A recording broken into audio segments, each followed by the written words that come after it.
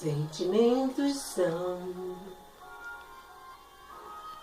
fáceis de mudar,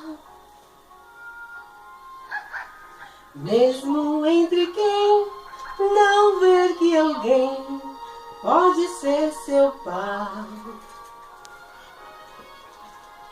Basta um olhar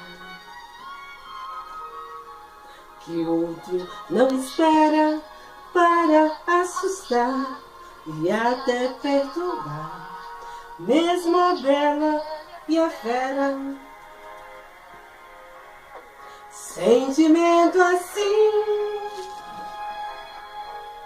sempre é uma surpresa.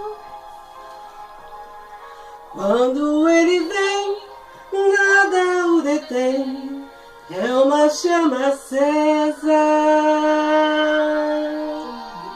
Sentimentos vêm para nos trazer novas sensações, doces emoções e um novo prazer. E numa estação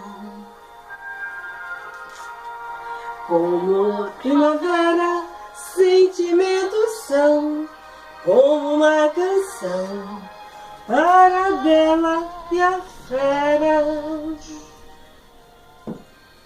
Sentimentos são como uma canção para a bela e a fera. Iau!